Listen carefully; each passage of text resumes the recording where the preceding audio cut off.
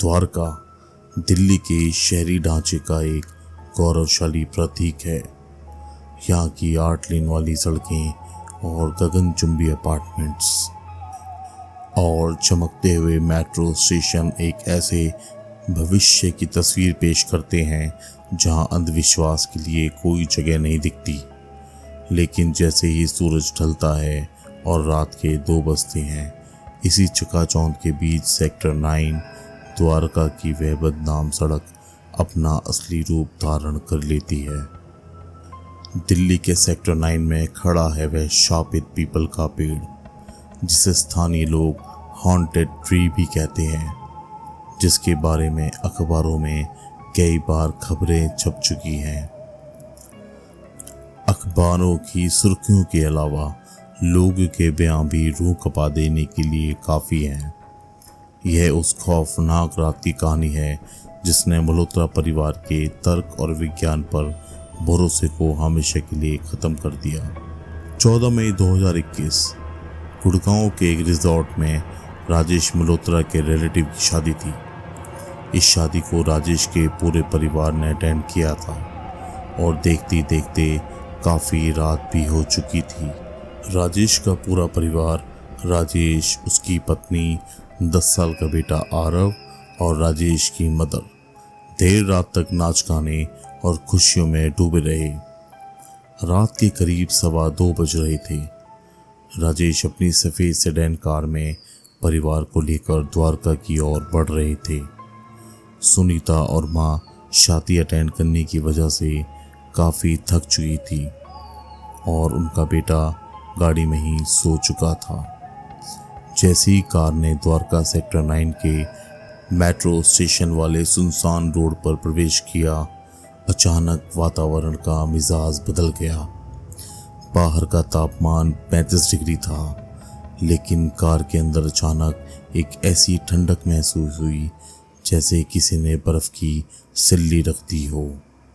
तभी अचानक गाड़ी के इंजन से एक अजीब सी करकराहट की आवाज़ आने लगी, जैसे कोई लोहे की चीज़ इंजन के अंदर रगड़ खा रही हो। गाड़ी की रफ्तार अचानक कम होने लगी। राजेश ने एक्सेलरेटर दबाए रखा, लेकिन गाड़ी जैसे किसी दलदल में फंस चुकी थी। तभी उसकी नज़र सड़क के बाईं ओर खड़े उस विशाल काले और विकराल पीपल के पेड़ पर पड़ी।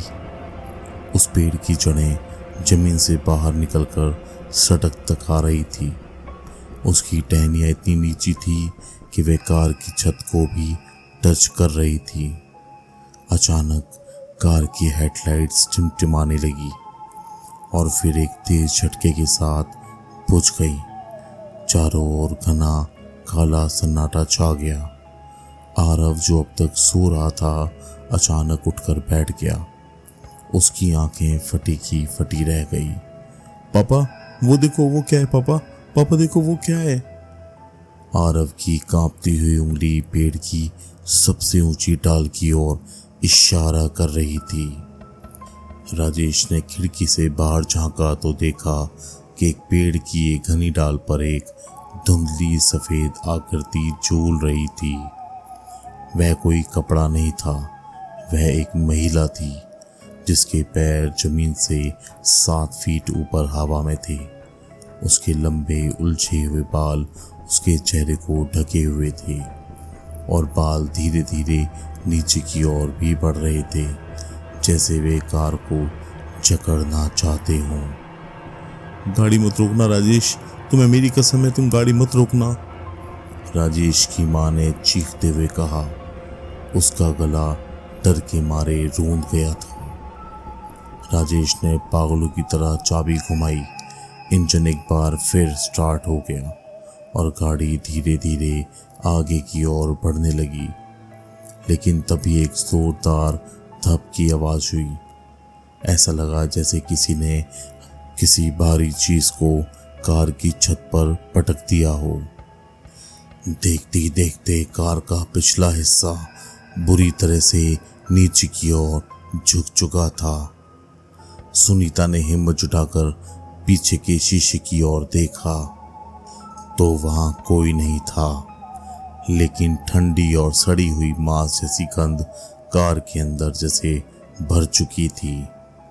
अचानक कार के पिछले शीशे पर अंदर की तरफ से नहीं बल्कि बाहर की तरफ से मिट्टी और खून से सने हुए एक हाथ का निशान उभरा।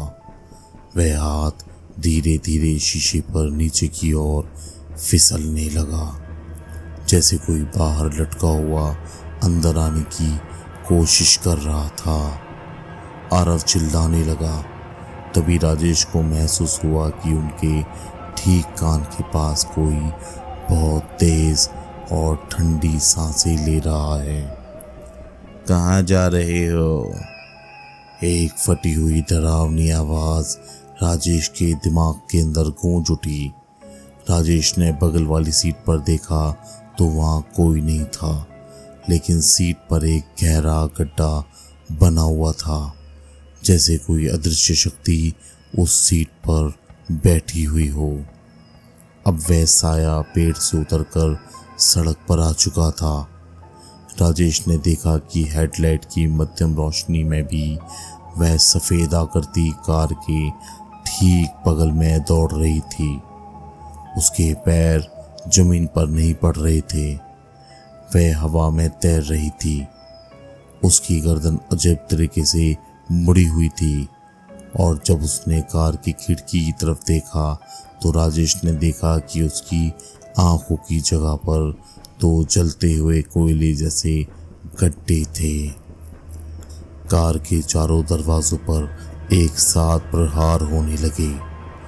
ऐसा लग रहा था जैसे सैकड़ों हाथ कार को रोकना चाह रहे हों।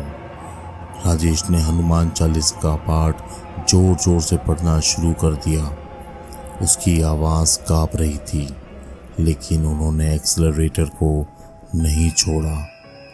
जैसे ही वह पेड़ से 200 मीटर दूर निकले, एक जोरदार झटका लगा। ऐसा लगा जैसे किसी ने कार के बम्पर को लोहे की जंजीरों से पीछे की ओर खींचा हो। गाड़ी के टायर सड़क पर रगड़ने लगे और धुआं निकलने लगा। तभी कार के शीशे पर एक भयानक थप्पड़ की आवाज़ आई। यह इतना जोरदार था कि खिड़की के कांच में दरारें आ गई थी। राजेश के चेहरे पर एक अदृश्य हाथ का निशान उभर आया, जो तुरंत नीला पड़ गया। अचानक जैसे वे सेक्टर 9 के मुख्य चौराहे की लाइटों के नीचे पहुंचे, वह दबाव कम होता चला गया। इंजन की आवाज़ भी सामान्य हो गई और वह सड़ी हुई गंध भी गायब हो चुकी थी। घर पहुंचने तक कोई किसी से कुछ नहीं बोला। सबकी रूह कांप चुकी थी। सुबह जब उजाला हुआ तो उन्होंने देखा कि वह किसी डरावनी फिल्म से कम नहीं था। जब सुबह उठकर इन लोगों ने रात वाली घटना को याद किया तो पता चला कि कार के पिछले हिस्से पर लोहे के नखूनों जैसे गहरे खरोंच के निशान थे, जो धातु को चीरकर अंदर तक चले गए थे। पिछली सीट पर जहां आरव बैठा था, वहां मोगरे के फूल की एक सूखी हुई माला भी पड़ी थी, जो अब पीली पड़ चुकी थी। उससे शमशान जैसी गंध आ रही थी। आरव के गले पर काले रंग की उंगलियों के निशान थे, जैसे किसी ने उसे धीरे से सहलाने की कोशिश की हो। मल्होत्रा परिवार उस रात के बाद फिर कभी भी उस रास्ते पर नहीं गया, लेकिन वो अकेले नहीं थे जिन्होंने इस आत्मा को फेस किया हो। दिल्ली के पुलिस रिकॉर्ड्स और स्थानीय अखबारों में इस पेड़ के पास होने वाली रहस्यमय घटनाओं की एक लंबी सूची है। 2015 की एक रिपोर्ट के अनुसार एक कैब ड्राइवर ने दावा किया कि एक महिला ने उसे लिफ्ट मांगी और जैसे ही वे गाड़ी में बैठी, उसने ड्राइवर को जोरदार थप्पड़ मारा और गाड़ी से गायब हो गई। लोग कहते हैं कि 90 के दशक में यहाँ एक महिला की सड़क दुर्घटना में मौत हो गई थी। उसका शव रात को घंटों तक पेड़ के नीचे पड़ा रहा, लेकिन कोई भी उसकी मदद के लिए नहीं आया। तब से उसकी आत्मा इस रोड पर भटकती है और हर आने जाने वाली गाड़ी से लिफ्ट मांगती है। द्वारका सेक्टर 9 का वह पीपल का पेड़ आज भी उसी जगह पर खड़ा हुआ है। दिन में ये एक सामान्य पेड़ दिखता है, लेकिन रात के 2 बजते ही इसकी टहनियाँ नीचे झुकने लगती हैं। हवा बर्फीली हो जाती है और वह सफ़ेद साया फिर से सक्रिय हो जाता है। यदि आप कभी रात में इस रास्ते से गुजरें तो याद रहे कि अपनी खिड़कियां ऊपर रखें। किसी भी कीमत पर गाड़ी को ना रोकें। अगर आपको कोई पीछे से आवाज़ लगाए तो पीछे मुड़कर देखने की गलती बिल्कुल ना करें, क्योंकि वह पेड़ सिर्फ साया नहीं दिखता, वह अपना निशान भी छोड़ता है। वीडियो को आखिर तक देखने के लिए आपका बहुत बहुत धन्यवाद। अगर आपको ये वीडियो पसंद आई हो तो इसे लाइक करें, चैनल को सब्सक्राइब करें और बेल आइकन को दबाना ना भूलें, ताकि आपको हमारी हर नई वीडियो की नोटिफिकेशन सबसे पहले मिले। अपनी राय हमें कमेंट्स में ज़रूर बताएं। आपकी कमेंट्स हमारे लिए बहुत मायने रखते हैं। तो मिलते हैं अगली वीडियो में, तब तक के लिए सुरक्षित रहें और जुड़े रहें।